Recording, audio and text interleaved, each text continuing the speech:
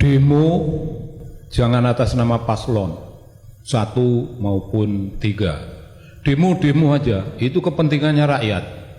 Rakyat tidak ada hubungan secara langsung, secara organisatoris apalagi dengan paslon. Kalau rakyat demo-demo itu atas nama paslon, itu dianggap barisan sakit hati, dan itu melemahkan posisi kita. Jadi demo perlawanan rakyat itu gambaran dari dunia keilmuan tentang perlawanan rakyat terhadap otoritarianisme pemimpin bangsa. Nah, Jokowi itu bagi kita itu mirip dengan pemimpin Tiban. Dia nggak punya sejarah. Pemimpin Tiban itu pemimpin yang tahu-tahu seperti mengerti, tapi tahu-tahu kembali kepada aslinya dengan watak seperti yang kita saksikan. Jadi begitu, terima kasih. Maka kami Forum Penyelamat Reformasi dan Demokrasi yang terdiri dari purnawirawan TNI Polri, akademisi, dan tokoh-tokoh masyarakat, budayawan, dengan tegas menyampaikan petisi sebagai berikut. 1. Bahwa untuk mencegah terjadinya perpecahan dan atau untuk menjaga keutuhan dalam berbangsa dan bernegara, serta tidak menimbulkan kerusakan yang semakin parah dalam sistem ketatanegaraan, juga menghentikan atau setidaknya menghindari penyalahgunaan kekuasaan yang berkelanjutan, kami mendesak Presiden Joko Widodo untuk secara sukarela mengundurkan diri dari jabatan Presiden Republik Indonesia. 2. Apabila Presiden Joko Widodo tidak mengindahkan poin 1 di atas, maka kami mendesak kepada DPR RI untuk mengajukan hak angket guna menyelidiki kecurangan pemilu 2024 serta dugaan penyalahgunaan kekuasaan dan anggaran negara oleh Presiden demi memenangkan pasangan calon tertentu dalam Pilpres 2024. 3. Dengan mempertimbangkan kecurangan yang terjadi pada Pilpres 2024 secara TSM, kami menuntut pembatalan hasil Pilpres 2024 dan melaksanakan pemilihan presiden ulang dengan terlebih dahulu mengganti semua perangkat penyelenggara pemilu karena sudah terbukti bertindak tidak transparan, tidak profesional, dan tidak amanah dalam menjalankan tugasnya. Oke, kembali lagi di channel MD 2045. Salam inspirasi, salam NKRI, harga mati.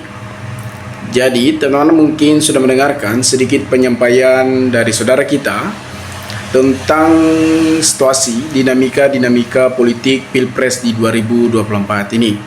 Tentunya apa yang disampaikan, apa yang diedukasikan mereka tentunya sangat menarik dan sangat bermanfaat agar kita mengetahui situasi politik saat ini. Apalagi soal pemilihan pemimpin 2024 sampai 2029. Dan saudara kita mengatakan bahwasannya perlawanan itu terhadap demokrasi tentunya itu hak sebagai rakyat Indonesia. Artinya mereka melawan dan tidak menggunakan dengan parpol atau 01, 03 penolakan kemenangan paslon nomor urut 2. Mereka membantah kemenangan paslon nomor 2 karena adanya kecurangan-kecurangan atau pengarahan-pengarahan yang dilakukan oleh Pak Jokowi yang mendukung dan memihak kepada paslon nomor 2. Teman-teman juga mengatakan bahwasannya mereka mengatakan penolakan paslon nomor 2 dan bahkan akan mengulang pemilihan umum atau Pilpres pemilihan calon Presiden Republik Indonesia di 2024 sampai 2029. Saya tahu memang situasi sedih sekali saat ini, sangat menyedihkan karena adanya permainan-permainan atau tindakan-tindakan yang tidak sesuai peraturan atau prosedur yang sudah ditetapkan secara undang-undang. Banyak yang melanggar. Dengan adanya keberadaan Gibran sebagai wakil dari Prabowo Subianto, Memang tentunya sah-sah saja ketika Gibran menjadi wakil dari Prabowo Subianto asalkan sesuai dengan prosedur yang sudah ditetapkan oleh konstitusi, maksimal 40 tahun dalam pencalonan sebagai calon presiden atau calon wakil presiden. Namun Gibran diloloskan. Siapa yang berada di sana? Tentunya seorang ayah, yaitu Presiden Republik Indonesia yang bernama Pak Joko Widodo. Dan kebetulan juga Anwar Usman sebagai ketua MK dulunya, sehingga Anwar Usman juga tersangka dan diberhentikan sebagai ketua MK dan terbukti dan nyata. Teman-teman, kalau kita lihat memang situasi saat ini jauh berbeda dengan Pilpres di 2014-2019. Adanya permainan atau cawe-cawe yang terjadi di Pilpres ini membuat masyarakat kecewa dengan tindakan-tindakan yang dilakukan oleh paslon nomor 2. Mereka terdapat melakukan kecurangan-kecurangan yang mengatur di KPU. Bahkan pencalonan Gibran juga sudah melanggar prosedur yang sudah ditetapkan oleh konstitusi. Banyak masyarakat melawan tindakan atau cawe-cawe dan sikap Pak Jokowi yang sangat tidak netral dalam Pilpres di 2024 ini. Dan saudara, kita juga mengatakan soal hak angket yang harus ditetapkan untuk menuntaskan soal pemilu kecurangan dalam Pilpres di 2024 ini. Kita berharap pemimpin di 2024 ini adalah pemimpin yang mampu untuk bekerja, bukan hanya gila kekuasaan, bahkan haus kekuasaan itu bukan adalah seorang pemimpin. Sebagaimana pemimpin harus mengayomi masyarakat untuk mendengarkan rakyat dan melaksanakan segala visi dan program-program yang telah disampaikan dalam masa kampanye.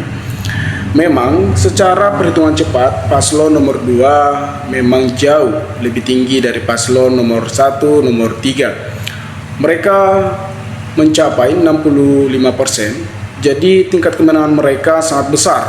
Jadi asumsi masyarakat atau asumsi pengamat politik saat ini akan berdampak buruk terhadap paslon nomor 2 karena dengan mereka mencapai 65% itu terdapat sehingga ada kecurangan-kecurangan dalam pemilu di 2024 ini. Teman-teman, kalau kita lihat memang situasi saat ini banyak yang terjadi yang menjatuhkan salah satu paslon agar namanya naik, agar diketahui oleh publik. Ketika kita melakukan kecurangan untuk memenangkan untuk kepentingan pribadi, tentunya tidak lama, karena ketika kita diberi kepemimpinan itu akan terlihatlah kualitas dan potensi kita ketika kita memimpin nantinya. Seperti Prabowo Subianto, kita lihat saja nantinya teman-teman, apakah dia mampu untuk memimpin NKRI ini. Tetapi kalau kita lihat memang kinerja Prabowo Subianto sebagai Menhan, tentunya banyak penilaian-penilaian yang masuk tentang kinerja beliau. Kalau kita lihat memang sudah terbukti dan sudah nyata soal Universitas Menhan yang saat ini sudah berhasil dijalankan oleh Prabowo Subianto. Tetapi untuk memimpin NKRI ini sebanyak jutaan umat masyarakat di Republik Indonesia ini akan menjadi kewalahan dari Prabowo Subianto. Nah, inilah strategi dari Jokowi sehingga ketika nanti Prabowo tidak mampu memimpin NKRI ini, maka naiklah Gibran. Nah, jadi siapa yang di belakang Gibran? Tentunya Pak Jokowi. Nah, tapi kita lihat nanti teman-teman, karena ini situasi politik yang saat memanas ini kita tidak tahu. Bahkan teman menjadi lawan, lawan pun menjadi teman. Nah, teman-teman mungkin lebih paham, mungkin lebih tahu, maka berikanlah tanggapan teman-teman di kolom komentar agar kita bisa saling tukar pikiran satu antara lain. Salam inspirasi, salam NKRI, MD 2045 melaporkan.